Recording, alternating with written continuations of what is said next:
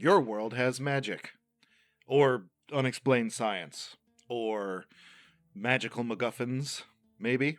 Items that you can use to do stuff and go places. But why? Where'd it come from? How does it work? Who is it?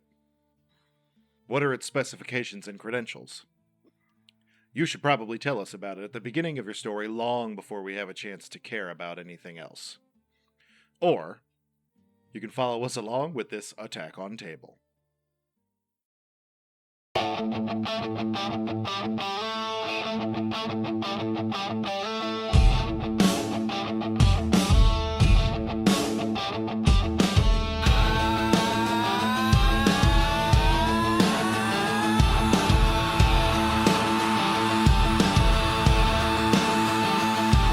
Attack on table!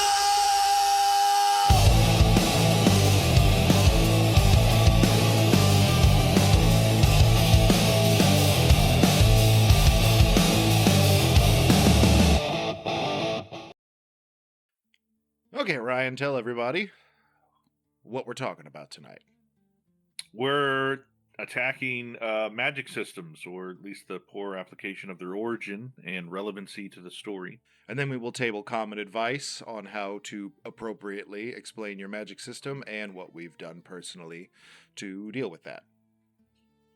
Yeah, and for anyone that doesn't know, just to kind of clarify, magic system doesn't necessarily mean magic. Really just kind of means that unexplainable thing that you've put into your story that kind of facilitates some aspect of the story or the world in which you built. Sean and I were talking, he brought up a good example of Jurassic Park, like the fact that the dino DNA splicing stuff, that's basically a magic system, and it's pretty integral to the story. So that kind of stuff is all encompassing. But I would say, you want me to begin with my what I dislike on this application stuff, or do you want to start? No, I think I've started the last few with talking. So here is what Ryan's going to open up with what we want to attack tonight. Yeah, I hate when people are trying to introduce magic systems and it becomes like this, 101 lecture on, this thing that you've introduced, or like, and I think it comes from a place of excitement because you as a writer, you're like, oh, I've come up with this really cool thing. Let me explain to you why it's cool. And that for an audience that is exciting, but I would say for most people, it kind of just takes away from what the story is meant to be, and it feels like you're no longer on a rail. You're just kind of sitting, listening, and being explained to a bunch of things, and generally it takes like a long time to get halfway through, and I think that just kind of destroys the pacing of a good story. I would make the argument that it doesn't even allow the pacing to start if that's how the author gets going. If you're so excited that you got to talk about it at the beginning of your story because you need so badly for the magic to be understood, just to understand the beginning of the plot, you'd be better served figuring out a different way to start your story, just because if the goal of reading is escapism, you don't want to take your reader to school. Yeah, and ultimately you want to get some investment from the reader, and that requires you kind of exposing them to characters, exposing them to settings and stuff like that. And magic systems are important, but all that other stuff is too. Yep. I would say that the early lore dumping is definitely, it's something you don't see in all of the greats with fantasy. And just to preface this for the rest of the discussion, we're just going to be loosely using the term magic for anything that you could possibly describe as a magic system. Be that, like I said, unexplained science, magical, or, magical items, things like that, MacGuffins, anything that exists outside of perceivable reality. The next thing that bothers us is definitely going to be when the magic exists in the world of the story, but you don't see it having a good effect on how the world operates. It's all of the culture of society as that a reader would find recognizable, and it isn't altered in any way, shape, or form by that magic system. You had some things that you wanted to say, some words you wanted to use, Ryan. Yeah, I I think as a good rule of thumb, any magic that lacks your own foresight on its effect of the society. What's I'm the sorry. matter there, Sean? Nothing. Some effect on the society, technology, the economy, or the culture is just bad magic. You have to be able to kind of look ahead and see, like, well, how bad like, I want to create this cool magical thing. How much of a disruption is that going to cause? And I mean, if you don't want to write it, that's perfectly fine, but you might want to kind of prepare yourself for the blowback of, like, yeah, I understand that this technically would have blown up my world, but it didn't. So meet Hooray. me in the comments or something. you know I'll be there a good waiting for you. example. Yeah, I think a good example you and I were talking about was like Harry Potter and the Time Turner, a very controversial magic item that got introduced in the story, and then immediately forgotten once that once we got past that necessary MacGuffin need of it. But yeah, it was a highly powerful object put in the hands of an adolescent child, and then ignored afterward, and so it just kind of like went away. So that kind of stuff can break the believability of your, you know, unbelievable world. I guess would be a good way to say that, and it can be disruptive to Right. the reader. Well, I mean, your magic system should serve to, like, regardless of the fact that it isn't going to fit in a believable world, it should make enough sense and be, I guess, commonplace enough that your reader can still sink into it and kind of fall into the rhythm. And having it be a part of the world and having an effect on it lends to that realism. Or that realistic feeling that the reader will get immersed in. And having something like the Time Turner, when it pops up and then just magically goes away again after that, to me it's almost like you wrote yourself into a corner where you didn't know how you were going to fix the problem, so you made up a magic bullshit thing to bail you out, and then you Mm. throw it away as quickly as possible afterwards, because otherwise, if Harry Potter can control time, do we have any more problems? Are there 4 more books afterwards? Probably not. And that is Yeah, what. Oh, go ahead. I was just gonna say, yeah, we got to be careful of the Deus Ex Machina when we're writing this stuff, because The Deus Ex save me from my Storius. yes, yeah, we gotta, yeah, that stuff, it can blow up. It can make readers just literally put your book down, because they're just so grossed out by it, or they're like, oh, it was good, and then they did this, and I'm like, you know, that stuff can turn on a dime. Um, Another thing I think that can turn on you is if you make a decision about where your magic system comes from and if that flows well with how it shows up in the story. That is another dangerous game to play, I think, and like really the question that you have to ask yourself is if it has an origin, is it relevant? You can know it, mhm. but does your reader have to? Um, and I think that the biggest risk of that is just interrupting your pacing to go out of your way to explain the origin if it is or isn't relevant. So that's something to pay attention to. What? Yeah, I agree. I think if you can hold on while you're writing, if you can hold on to the understanding within yourself, you go, I know where this stuff comes from. I know its background. I do not need to share that with the audience, but I need to write with the understanding that I have. I think readers are often smart enough to just kind of pick up the breadcrumbs and deduce its origins, whether or not it's stated or not. And I think if you can do that, Yeah, it's yeah, a powerful technique. yeah. That was one of the least hateful attacks we've done so far. It's like Well, we love magic.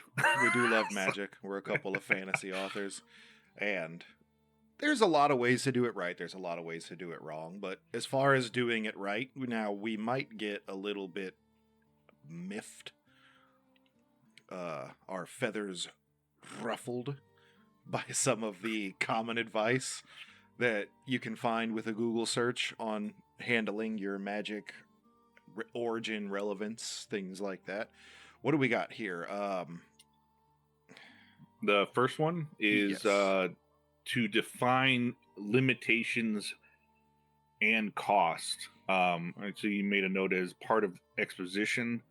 I don't think the advice specifically says exposition. I think they're leaning more towards just define it, either one way or the other. Just let the readers know that there is a limitation, there is a cost. I don't agree with that. Where do you stand? I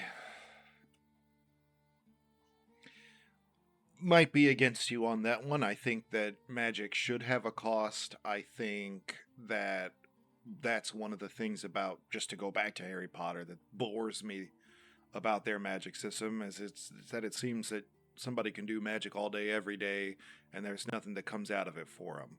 And I find that boring.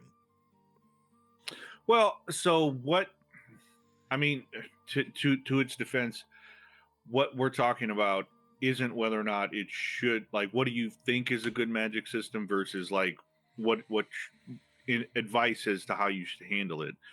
I tend to lean in the, again, as a Sander fan, I lean on the Brandon Sanderson side of things, which is magic is in its essence is broken into two parts, which I think we're going to talk about in a different video. But to kind of just put it out there now, it's like there's an ethereal form of magic and there's the constructed form. And ethereal stuff has no real explanation or origin. It's just kind of baked into reality. There's very little cost. There's very little explained. Maybe some chant or something might empower a spell or fire it off, or require some tool, often not even explained. Like a good example of ethereal magic would be Lord of the Rings, where Gandalf like pulls out a crystal and puts it in his cane, his staff, but it doesn't explain. Oh, this is a light crystal, blah blah blah. It doesn't do it. He just pulls it out, puts it in there, blows in it, and it becomes light. And now he has light everywhere. That's an ethereal form versus a constructed or structured form would be closer to Harry Potter. There are some other good books like Name of the Wind. Things like that, where they break it down and it becomes like a formula and it's more scientific based. It's like you have to do X, you have to do Y, and Z has to be correct in the tone and cadence and the bent of your hand and The stuff way like you that. swing your wand, and this much of that stuff goes in your potion or it won't work. I Yeah, I yeah, yeah. I understand that, and are we getting into that with this, or is that its own AOT? No, that's going to be its own. I was just kind of laying out the groundwork of the difference between it, and that's where I fall. Okay. If you want to define the limitations of magic,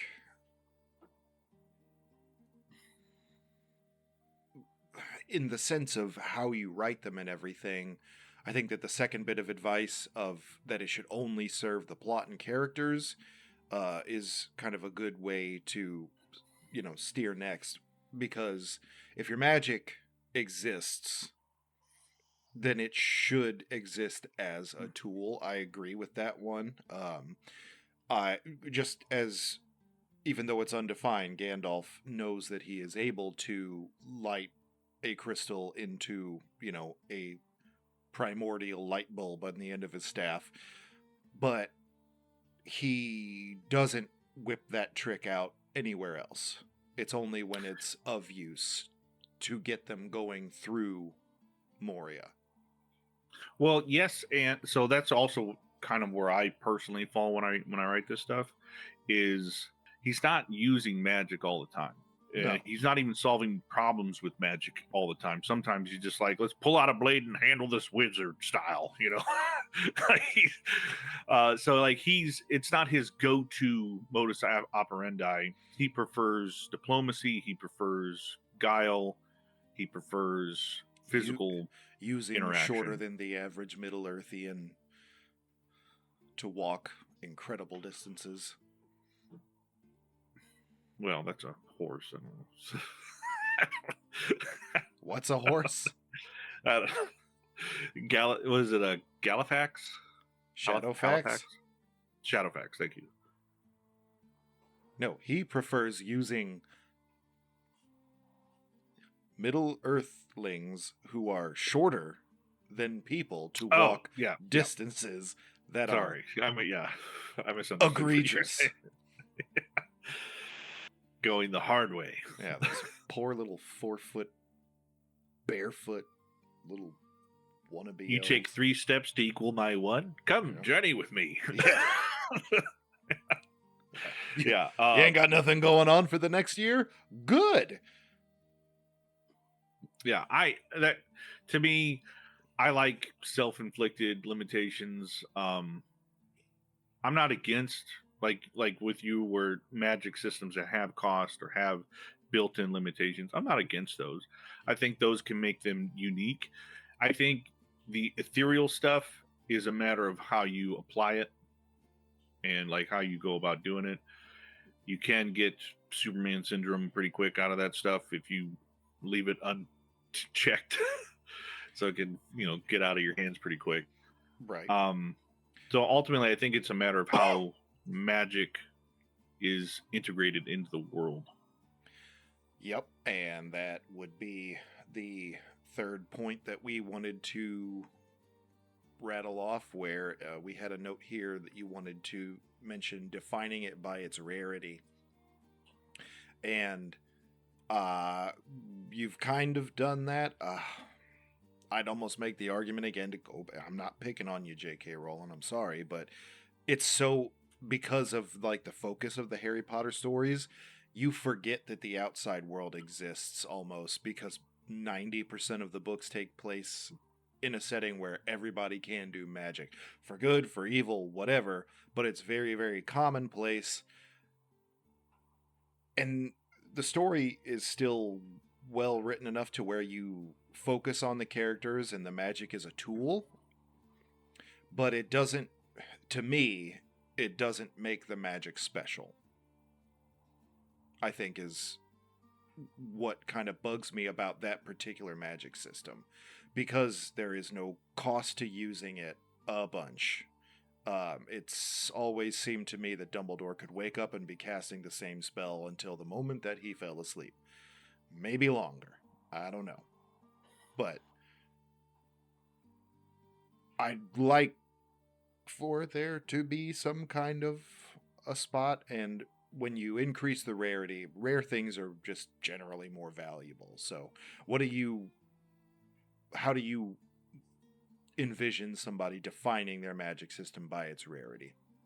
Well, I mean, so if we were to use, again, like if we were to use the classics, I don't know if we can call Harry Potter a classic anymore, but Harry Potter is a great example of a non-rare magic system in which a full-fledged society in existence parallel to the normal world is in full fucking swing. It has its own bureaucracy. It has all this stuff, and it is unchecked to the masses. I like a good example of, to just kind of go back to my point of like having foresight with this stuff. Brennan Lee Mulligan has a great rant about the cruelty of Harry Potter's universe, in which everyone has all this magic in which they can instantly teleport or send magical letters to fly themselves to your face and then speak to you. But a school is still using world's slowest bird to travel by mail. That's crazy. And so, like, you kind of have to think of those things as you're creating them. And then if we were to compare that with Lord of the Rings, where it's a very light in magic, You don't get the sense that the world. You get the sense that the world is magical, but there's not like magic just free flowing everywhere. Like it's a magical thing in almost beauty And it's instead of almost utility. the freer you are with using it, the more likely you are to be an antagonist. Hmm. Yeah. Where it's free flowing and where you don't have that discipline with it seems to be you wind up being somebody who is getting opposed by the good guys. So I don't. So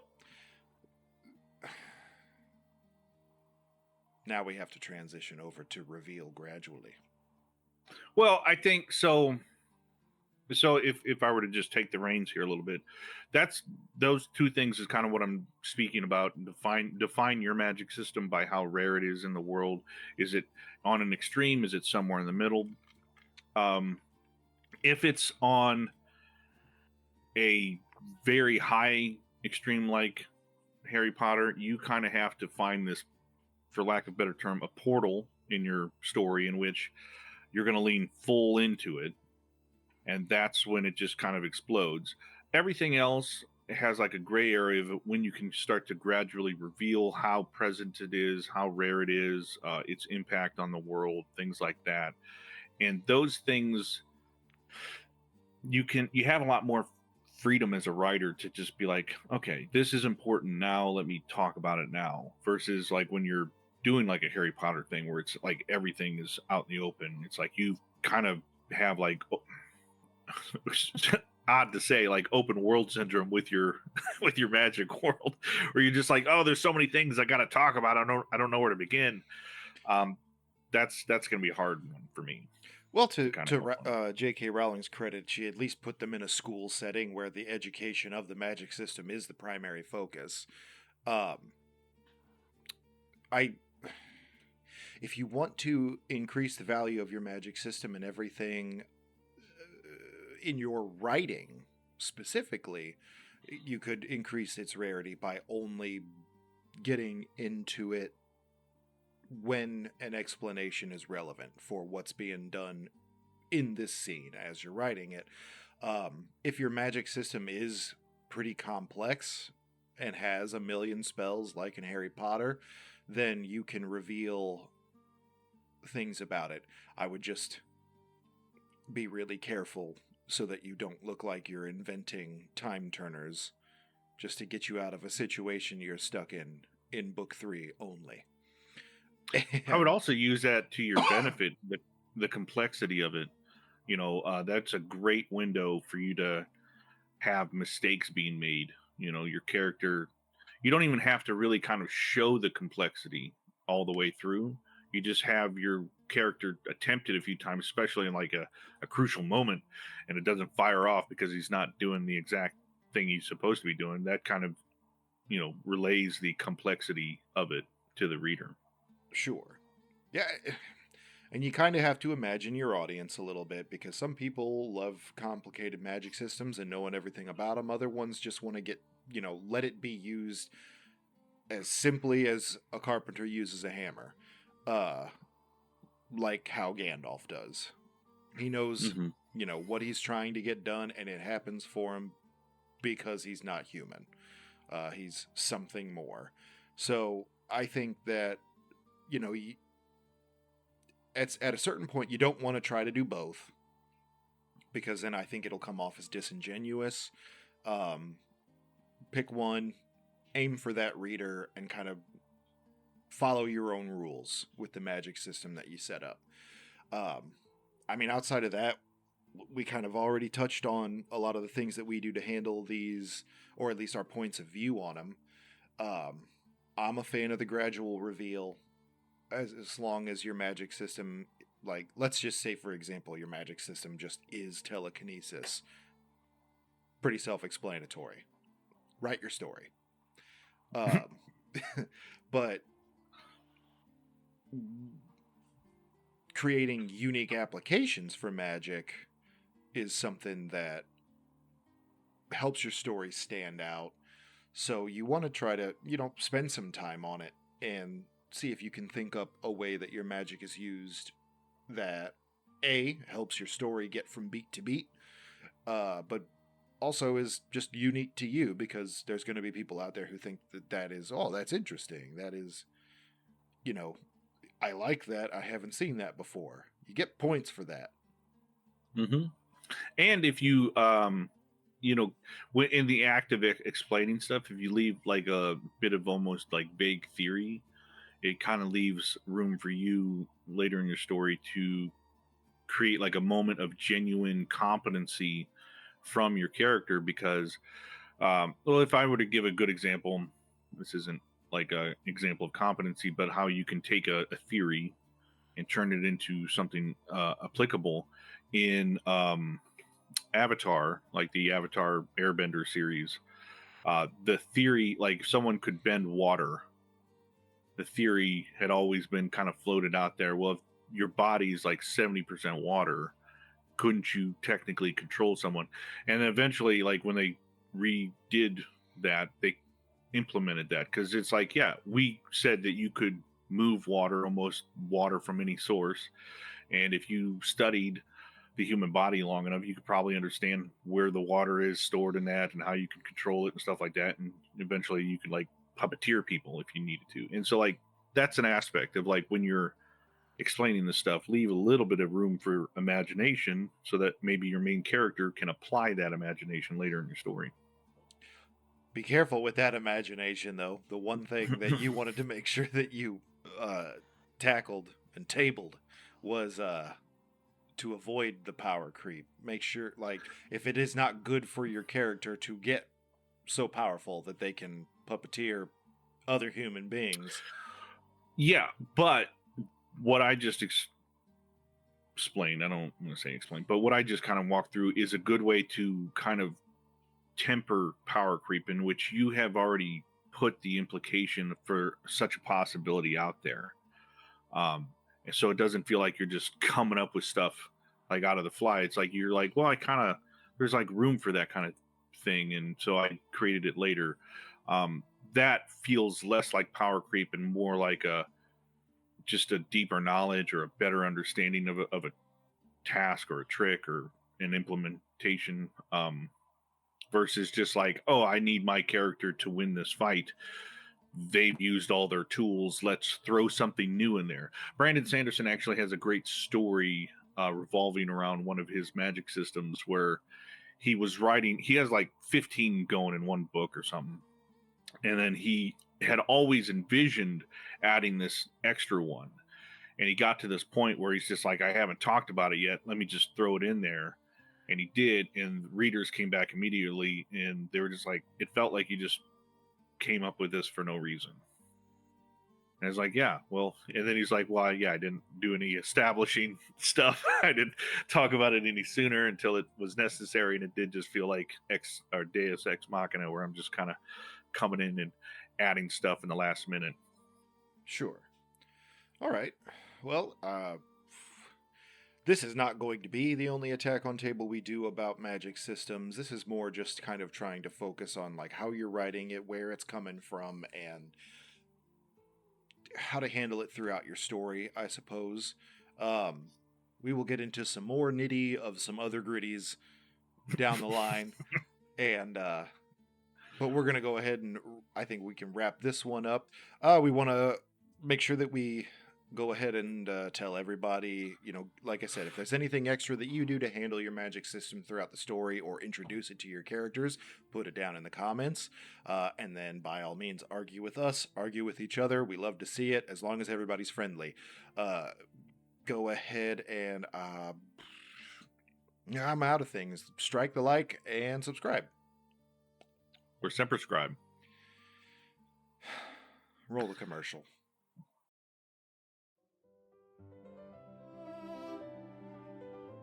Greetings, Scribbles and Scratches. I am positively spellbound to announce my incredible contest.